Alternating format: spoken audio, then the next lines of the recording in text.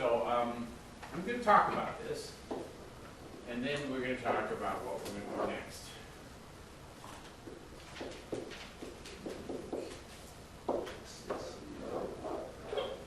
Kind of. Not exactly. So what is the League of Nations? Let's start with that. It's a, well, it's what the United Nation was before it was the United Nation. Very, very close. Very, very close. In some ways, yeah. Yeah. So one of the questions I asked you, well, whose idea was it? It's an American idea. Who doesn't join it? U.S. Why? Any of you guys figured that one out? Did you ask that one? That's true. Kind of. We had isolations, but remember, we weren't isolationists when we were in the war because we decided that we were going to go in the war. So why did we not go into the League of Nations? It's our idea. We weren't the problem. It's a tough one, And and we're going to talk about it in the next unit. This isn't for this unit. I wanted you to look and understand the League of Nations. It's a little bit like the UN, but it's not. And it's important that the United Nations comes out in 1945, right? After which big war? World War II. League of Nations comes out in 1919 after what big war? World War I. Okay? So the United States comes up with both of these ideas. Both of them are an American idea. Okay? They come up from us.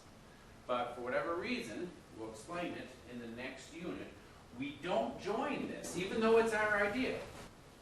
We do join the United Nations. The difference with the United Nations is that this is frankly stronger. Because we're in it this time. Well, yeah, actually. Wow. The League of Nations. No. This is actually very important because if you remember, when we were talking about all these different ages, from 1815, remember, that period before, from 1815 to 1848, what did we call this era? It's the Boom. Romantic. That's exactly what we call it. Okay? And then, from 1848, and I would say until about, I'd say about I'll put 1880 here. I think it's a good number, but you could say 1870s, 1880, okay? Then what was going on? We have this romantic period. What does the romantic period help to really promote? Romantic, remember, it's not we love you, it's like an identity. What is it? nationalism? It's coming out of that, right? Patriotism, a big sense of patriotism, which moves into nationalism, right? And so what's going on during this era, 1850 to 18... Unity of Italy, Germany. Unification of Italy and Germany, okay? This is a big deal. And this is how we see nationalism, right?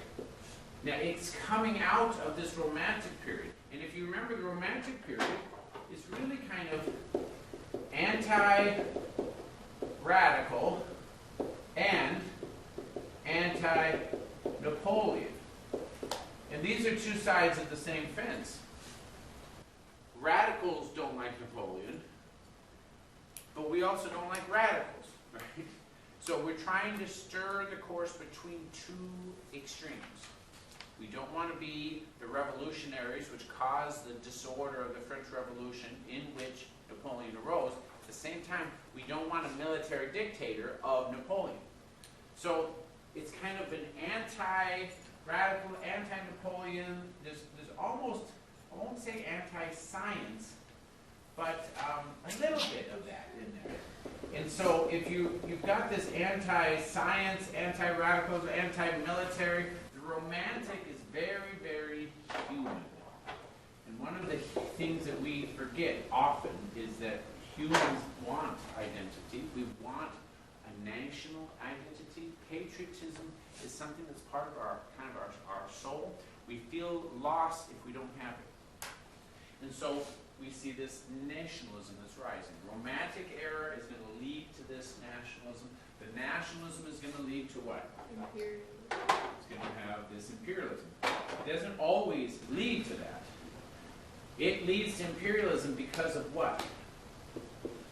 What is it that really also infuses this?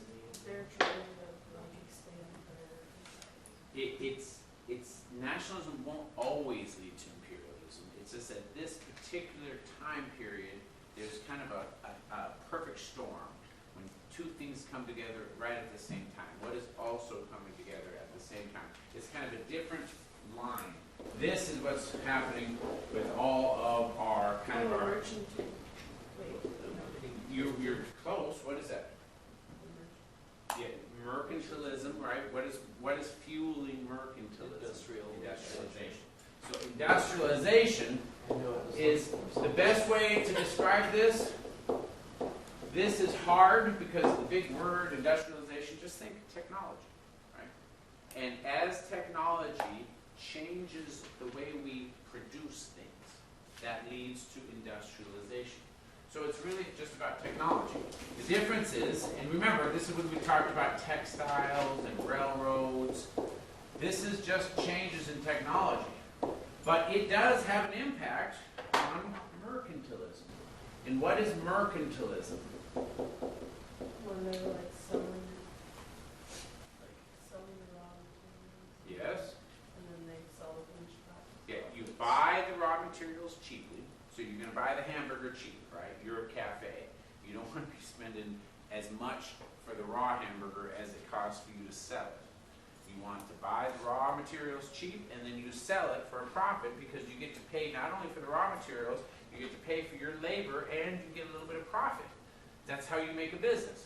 And so this sounds so obvious to us, but it was not part of the Middle Ages. This is something that came and kind of evolved as modern nation states emerged. If we look at this really big picture at the beginning of this course, one of the first things we talked about was the rise of modern nation states. We spent, I don't know how long we spent talking about what the Middle Ages was like, but we talked about the Middle Ages to understand why it was such a big deal that France becomes like France, and England becomes England, and you have this king who's now in charge of a standing army, and the knights fade away. What I mentioned, that this is a process that begins with England, and then it gradually spreads west. So as this modern nation state process spreads west, so too does industrialization spread west. It kind of goes with modern nation states. And if you think about it, this rise of nationalism, this rise of the unification, is also kind of part of this nationalism. If you think of industrialization as technology of how to build things, think of modern nation states as technology of how to have modern countries. In 1500, we didn't have modern countries. Today, we have modern countries. So how did we get from no modern countries to modern countries? Well, this is the story. And it's mainly in the 1800s. Today, we get on our plane, we fly off to Europe. Every single one of these countries has got passports we go through. They've got different languages. They've got mostly different money, although everyone's using euros. But they all have different governments. They have clear borders, customs. This is modern nation states. They didn't have that in 1500. So this is part of how those countries kind of emerged. So while we see romantic nationalism to imperialism, at the same time we see technology kind of rising with industrialization. And mercantilism is basically how these modern nation states begin to trade with the rest of the world. With Europe, but also the rest of the world. So many of these European countries become empires. Now here is a trick question that you should know the answer to. So we have all these modern nation states in Europe. And outside of Europe, they've got colonies. Okay. Here's your trick question number one.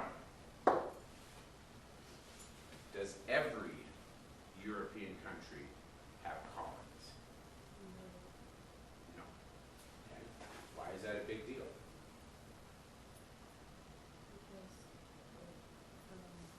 Okay, France has colonies. England has colonies. The Dutch, the Netherlands have colonies. Spain has colonies. Portugal has colonies. Germany has colonies. Italy beginning to have colonies, but not very many. What about Switzerland?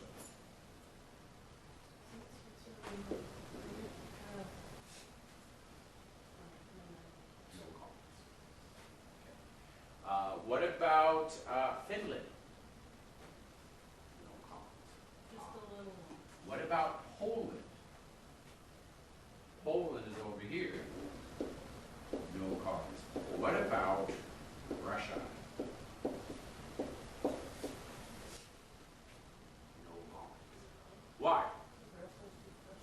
Because they're not as advanced as like Oh, France. because Okay, the further you close. go, That's part of the reason. the further you go this way, they're not as. Part of it is that the further you go to the east, the less you have modern nation states. That is part of the reason. But let's look at a different reason. Why doesn't Switzerland have colonies? Where is Switzerland? How about this? How big is the Swiss Navy?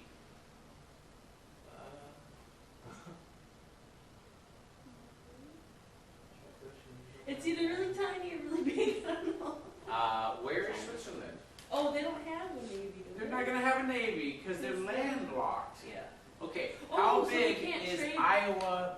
The Iowa yachting team. Oh, it was because, well, hold on, because Russia couldn't get to water, so they couldn't go out. Switzerland can't, they can't go out, so they can't expand to have. So this is important. Russia is part of it because it's to the east. It's not as developed as in the west, right? England was the first. England's an island state. England very developed. France right on the coast. France very developed. Spain very developed, right? As you go eastward, it's less developed, but it's also landlocked. Remember, Russia's only port is up here in the Baltic. They do have a navy, Yeah. but it's frozen 6 months out of the year. So what do they really, really want?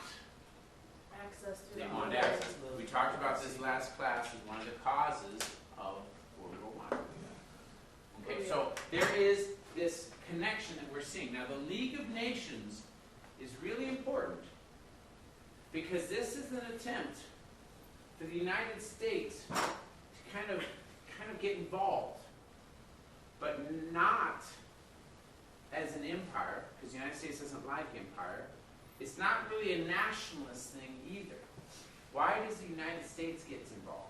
Because they keep attacking us. Oh, the that letter. romantic stuff. It's, what is it, when we say romantic, remember, it's not about life, liberty, happiness. It's not about, like, I'm falling in love with you. It's romantic. Sometimes music Right can is be right. romantic.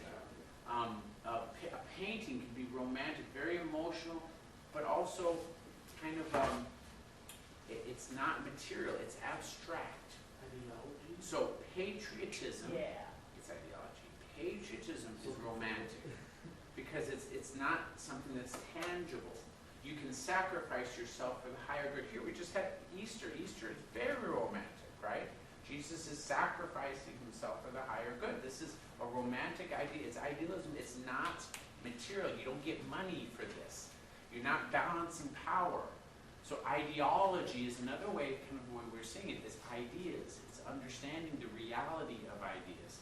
The United States didn't go through these things because we're not here in Europe. So we retain a very strong romantic idea. What we could say is a very strong ideological idea. Moral values. So what does the League of Nations, why does this really reflect an American ideal? This is the rule of law. Because of the rule of law. That is exactly it.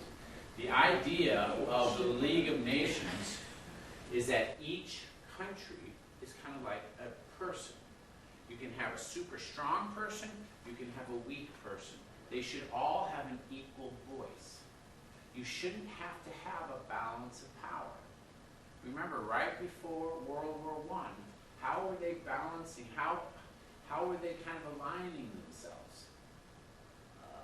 By like invigorating Well, they were like allied. England and France were allied with Russia Because they had a common enemy. because they had a common enemy. Germany and Austria, even though they had been really fighting with each other, were allied with the Ottoman Empire, who was a long time their enemy, but they didn't like any of these other people. So it's a balance of power. It has nothing to do with ideology. It doesn't have anything to do with the fact that they have the same ideas. It has to do simply with military strength. So if I'm in a playground and I'm the little kid, I want to be friends with the big kid, right? Because if I'm friends with the big kid, then if someone hurts me, the big kid will protect me. The problem is if I'm friends with the big kid, do I really have any choice? Can I decide to do anything on my own? No, I have to do with whatever that big kid is. And if that big kid is kind of a bully and starts getting in a fight, I'm going to find myself in a fight even though I don't want to be in it. This is something that happens with a balance of power approach.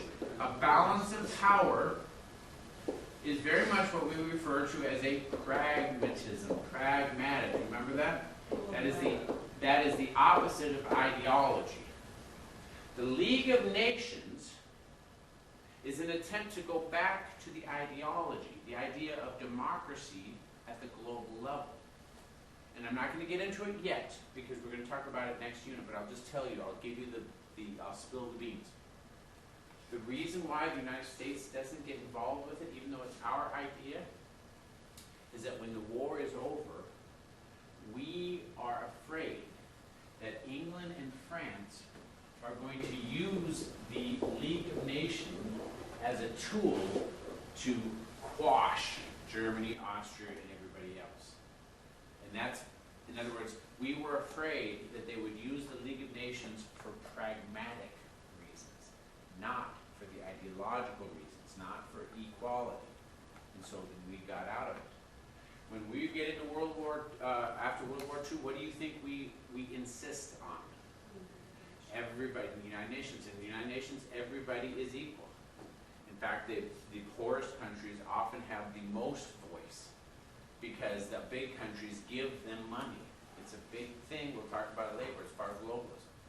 So it's a shift in what we're going to see with Western civ. It's